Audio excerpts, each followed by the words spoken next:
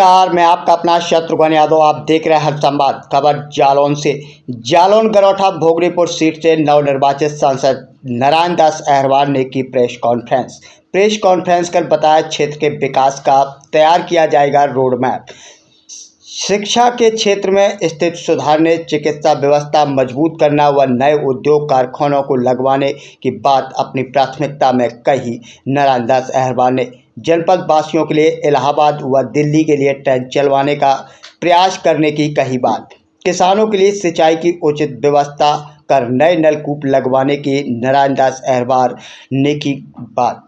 क्षेत्र के लोगों के बीच रहकर उनके हर सुख दुख में उनका साथ देने की कही बात। जनपद के विकास के लिए हर संभव प्रयासरत रहने की नारायण दास अहरवाल ने की बात। जी हां, हम आपको बता दें कि समाजवादी पार्टी कार्यालय में नवनिर्वाचित सांसद नारायण दास अहरवाल ने प्रेस वार्ता कर उन्होंने कहा कि कोच वाली ट्रेन को इलाहाबाद दिल्ली तक पहुंचाना हमारा प्रथम प्राथमिकता का काम होगा। साथ ही उन्होंने कहा कि बेरोजगारी, शिक्षा, चिकित्सा, किसानों की समस्या पर वह ध्यान देंगे। जी हाँ, हम आपको बता दें कि ट्रेन जो कौंस से चलती है, उस ट्रेन को कौंस से इलाहाबाद व दिल्ली तक चलाए जाने का पूरा प्रयास करूंगा। यह बात नवनिर्वाचित सपा सांसद नारायण दास अहरवाल ने समाजवादी पार्टी कार्यालय में आयोजित प्रेस वार्ता के दौरान कही। उन्होंने कहा कि यह लोकसभा चुनाव 2024 से चुनाव इंडिया गठबंधन के एक कार्यकर्ता नारायण दास वर्कर चुनाव लड़ा है। साथ ही उन्होंने कहा कि उन्होंने गठबंधन के कार्यकर्ताओं और मीडिया कर्मियों का आभार भी व्यक्त करते हुए कहा कि सभी ने सहयोग किया है, वो सभी के सहयोग के ऋणी हैं। उन्होंने कहा कि वे विश्वास भरोसा दिलाते हैं कि जिन मुद्दों को लेकर वे जनता के बीच गए, जनता ने उनका सहयोग किया, सांसद बनाया है, वे उनकी उम्मीदों पर खरा उतरेंगे। उन्होंने कहा कि कौंस तक जाने वाली ट्रेन को इलाहाबाद और दिल्ली तक चलाने का प्रयास करूंगा। उन्होंने बेरोजगारी पर चर्चा करते हुए कहा कि हमारी लोकसभा क्षेत्र तथा बुंदेलखंड क्षेत्र में बहुत गरीबी है, लोग अपनी जीविका के लिए बाहर जाते हैं। जो बड़ी समस्या है उनको भी ठीक करने का प्रयास करेंगे और सदन में इस बात को रखेंगे। किसानों के मुद्दों पर उन्होंने कहा कि किसान जो बुंदेलखंड का है, उपज के लिए ऐसे उपाय करेंगे कि बुंदेलखंड का किसान खुशहाल और समृद्धशाली बने। उन्होंने शिक्षा के बारे में कहा कि शिक्षा के क्षेत्र में हमारे बुंदेलखंड के लोकसभा क्षेत्र के बच्चों को जो तैयारी करने हेतु बाहर जाना पड़ता है, उनके लिए ऐसी कोई व्यवस्था करेंगे ताकि उन्हें उचित एवं अच्छी शिक्षा यहीं मिले, जिससे वो बाहर ना जा सके। साथ ही उन्होंने चिकित्सा के बारे में कहा कि लोकसभा क्षेत्र में चिकित्सा के बेहतर इंतजाम करने का प्रयास करूंगा ताकि लोकसभा क्षेत्र के मरीजों को बाहर ना जाना पड़े। इस मौके पर सपा जिलाध्यक्ष दीपराज गुर्जर, पूर्व मंत्री हरिओम उपाध्याय, पूर्व विधायक शिवराम कुशवाहा, पूर्व विधायक दयाशंकर वर्मा, पूर्व जिला अध्यक्ष कांग्रेस धीरेन्द्र चौधरी, राजीव नारायण मिश्रा, पूर्व जिला अध्यक्ष सपा सुरेंद्र बजरिया, पूर्व जिला पंचायत अध्यक्ष आनंद यादव, आपके जिला अध्यक्ष विनय चौरसिया, लाखन सिंह कुशवाहा, प्रदीप दीक्षित, ज्ञानू निरंजन व चुरखी जिला पंचायत सदस्य कृष्ण गोपाल यादव भी मौजूद रहे।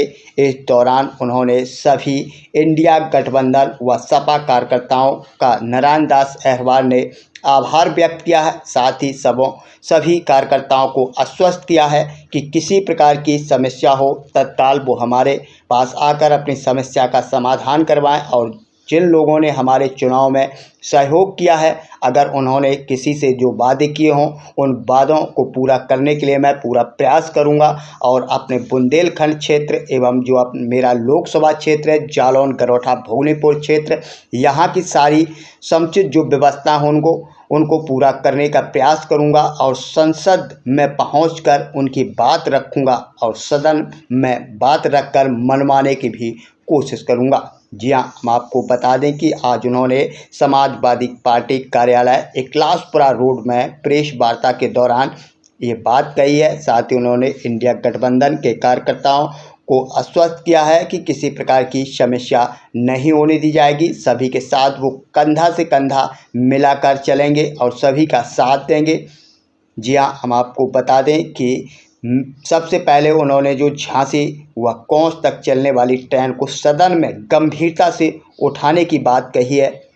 कहा है कि जो इलाहाबाद व दिल्ली तक ये जो कोंच की ट्रेन है वो पहुंचाई जाएगी, इस बात को प्रमुखता से सदन में उठाया जाएगा। लेकिन जो पूर्व के सांसद भारतीय जनता पार्टी के हैं वो केंद्र में मंत्री भी रहे, लेकिन उनके द्वारा इस बात को गंभीरता से नहीं रखा गया था, इसलिए समस्या का समाधान नहीं हो सका था। लेकिन मैं प्रमुखता से इस बात को उठाऊंगा और अपनी बात सदन में रखूंगा और इस पर भी विचार करूंगा कि यहाँ के लोगों को किसी प्रकार की कोई समस्या ना हो और बुंदेलखंड के जो पिछड़ा इलाका है इसको सही न्याय मिले और लोगों को किसी प्रकार की समस्या ना हो। इसके लिए सदन में पूरी कोशिश करूंगा, अपनी बात रखूंगा। आइए सुनवाते हैं क्या कुछ बोले हैं नवनिर्वाचित सांसद नारायण दास अहरवाल।